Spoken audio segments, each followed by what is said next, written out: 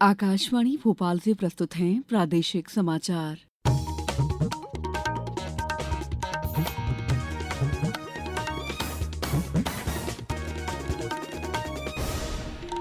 नमस्कार, समाचारों के साथ मैं दीपा सिंह। सबसे पहले मुख्य समाचार। केंद्रीय मंत्री प्रहलाद जोशी बोले, देश का सरकारी अनाज भंडार 604 लाख टन से अधिक हुआ। राष्ट्रीय स्वाभिमान का प्रतीक है सोमनाथ, कहा मुख्यमंत्री डॉक्टर मोहन यादव ने। सोमनाथ स्वाभिमान यात्रा का पहला जत्था कल रवाना। आज प्रदेश के ग्वालियर समेत 21 जिलों में आंधी और बारिश का अलर्ट। और आईपीएल में लखनऊ सुपर जायंट्स ने रॉयल चैलेंजर्स बेंगलुरु को कल 9 रन से हराया। आज शाम दिल्ली कैपिटल्स का मुकाबला कोलकाता नाइट राइडर्स से। अब समाचार विस्तार से। केंद्रीय उपभोक्ता कार्य, खाद्य और सार्वजनिक वितरण मंत्री प्रहलाद जोशी ने कहा है कि देश का सरकारी अनाज भंडार 604 लाख टन से अधिक हो गया है। ये मात्रा बफर स्टॉक यानी अनिवार्यता के समय की आवश्यक मात्रा से लगभग 3 गुना अधिक है। श्री जोशी ने सोशल मीडिया पोस्ट में कहा है कि गेहूं और चावल के सुरक्षित भंडार से देश में कल्याणकारी योजनाओं और सार्वजनिक वितरण प्रणाली के लिए निर्बाध आपूर्ति सुनिश्चित हो रही है। भारी खरीद, अच्छी फसल और किसानों की पर्याप्त सहायता से खाद्य सुरक्षा, किसानों का हित और सुरक्षित भविष्य के प्रति देश की प्रतिबद्धता मजबूत हो रही है। मुख्यमंत्री डॉक्टर मोहन यादव ने कल राजधानी भोपाल के रानी कमलापति रेलवे स्टेशन से सोमनाथ स्वाभिमान यात्रा के पहले जत्थे के 1100 श्रद्धालुओं को ट्रेन से रवाना किया। ये जत्था आज सोमनाथ पहुंचेगा। जत्थे को रवाना करते हुए मुख्यमंत्री डॉक्टर यादव ने कहा कि सोमनाथ हमारी प्राचीन विरासत, आस्था और राष्ट्रीय स्वाभिमान का प्रतीक है। सोमनाथ साक्षी है कि सृजन शक्ति हमेशा विनाशकारी शक्ति से प्रभावी होती है।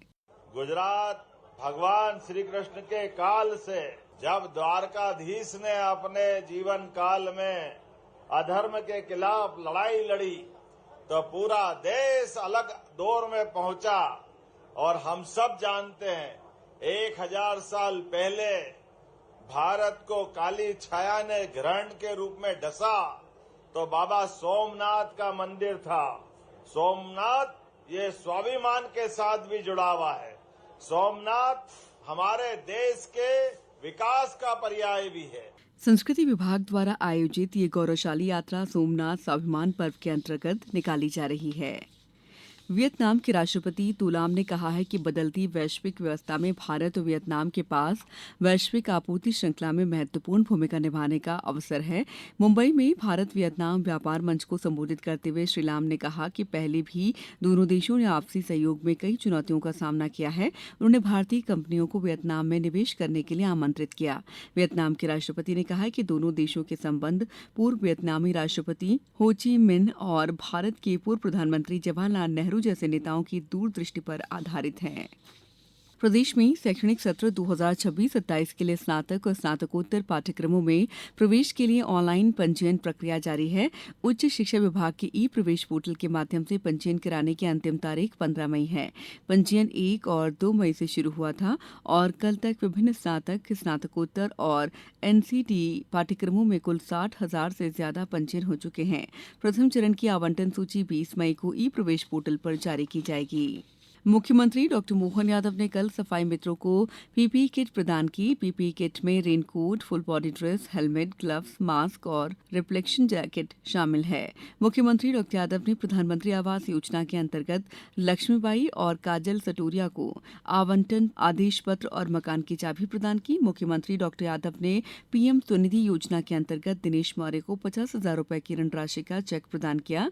डॉक्टर यादव ने पीएम स्वनिधि योजना के अंतर्गत पूजा गिरी गोस्वामी को सहायता समूह के लिए 2 लाख रुपए से अधिक की ऋण राशि का भी चेक प्रदान किया।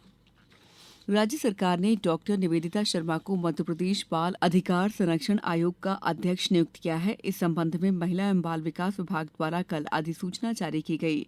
अधिसूचना के अनुसार डॉक्टर निवेदिता शर्मा का कार्यकाल पदभार ग्रहण करने की तिथि से 3 वर्ष या 65 वर्ष की आयु तक पूरे होने तक रहेगा। समाचारों में वक्त है ब्रेक का।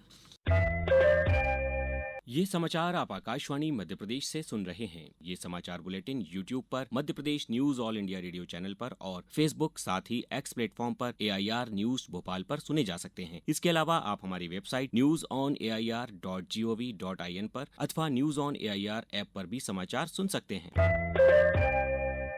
ब्रेक के बाद समाचारों में आपका एक बार फिर स्वागत है। गृह मंत्री अमित शाह आज कोलकाता पहुंच रहे हैं। वे भारतीय जनता पार्टी के नवनिर्वाचित विधायकों के साथ बैठक करेंगे।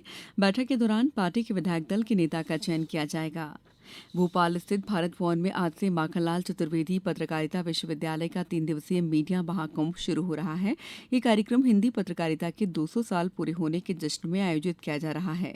3 दिन तक चलने वाले इस आयोजन में देश भर के 60 से ज्यादा जाने माने पत्रकार, संपादक और विचारक शिरकत करेंगे। आकाशवाणी के 90 साल पूरे होने के जश्न में आज सुबह 8:30 पर भोपाल में एक खास वॉकेथॉन का आयोजन किया जा रहा है। श्यामला हिल्स स्थित आकाशवाणी भोपाल केंद्र के दफ्तर से इस वॉकेथॉन को हरी झंडी दिखाकर रवाना किया जाएगा। यह आयोजन रेडियो की इस ऐतिहासिक यात्रा को सलाम करने का एक अनोखा तरीका है। प्रदेश में कुछ हिस्सों में कल आंधी और बारिश होने से तापमान में गिरावट आई और भीषण गर्मी से लोगों को राहत मिली। मौसम केंद्र भोपाल के अनुसार कल रीवा में अधिकतम तापमान 34 डिग्री सेल्सियस से नीचे आ गया, जबकि ग्वालियर, नौगांव, सीधी और सतना में भी तापमान में गिरावट दर्ज की गई। मौसम विभाग ने आज प्रदेश के ग्वालियर समेत 21 जिलों में आंधी और बारिश का अलर्ट जारी किया है। वहीं भोपाल, इंदौर, उज्जैन समेत प्रदेश के 34 जिलों में गर्मी का असर बना रहेगा। यहाँ अधिकतम तापमान 40 डिग्री या इसके आसपास बना रह सकता है। आईपीएल क्रिकेट में लखनऊ सुपर जायंट्स ने रॉयल चैलेंजर्स बेंगलुरु को कल 9 रन से हरा दिया। लखनऊ के Atal Bihari Vajpayee Kanha international cricket stadium में बारिश होने से बाधित इस मुकाबले में 213 रनों के लक्ष्य के जवाब में रॉयल चैलेंजर्स बेंगलुरु ने निर्धारित 19 ओवर में 6 विकेट पर 203 रन ही बना सकी। आईपीएल में आज दिल्ली कैपिटल्स का मुकाबला कोलकाता नाइट राइडर्स से होगा। ये मैच दिल्ली के अरुण जेटली स्टेडियम में शाम 7:30 बजे से खेला जाएगा। अब कुछ समाचार संक्षेप में। शिवपुरी में कल विश्व एथलेटिक्स दिवस के अवसर पर माधवराव सिंधिया जिला खेल स्टेडियम में विभिन्न खेलों का आयोजन किया गया। खंडवा कलेक्टर ऋषभ गुप्ता ने जिला सड़क सुरक्षा समिति की बैठक में अधिकारियों को निर्देश दिए कि दुर्घटना संभावित ब्लैक स्पॉट्स पर तत्काल सुरक्षा सुधार कार्य किए जाएं।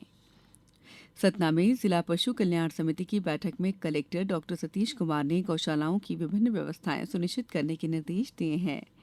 आगर मालवा में जनगणना प्रक्रिया के अंतर्गत मकानों की गणना और स्वगणना कार्य को 100% पूरा कर उत्कृष्ट कार्य करने वाले 5 प्रगणकों को एसडीएम द्वारा सम्मानित किया गया। झाबुआ में आज सांसद अनीता चौहान की अध्यक्षता में जिला विकास समन्वय एवं मूल्यांकन समिति की बैठक आज आयोजित की जाएगी। मंडला जिले के आकांक्षी विकासखंड नारायणगंज में नीति आयोग द्वारा संचालित आकांक्षी ब्लॉक कार्यक्रम की कल संभागायुक्त धनंजय सिंह द्वारा समीक्षा की गई। शाजापुर जिले और शुजालपुर तहसील में कल नेशनल लोक अदालत आयोजित की जाएगी। धार में वन विभाग द्वारा कर्मचारियों की कार्य क्षमता वृद्धि के लिए प्रदेश की पहली एआई ट्रेनिंग का आयोजन किया गया। इस बुलेटिन में बस इतना ही। अगला बुलेटिन दोपहर 2:10 पर। दीजिए इजाजत। नमस्कार।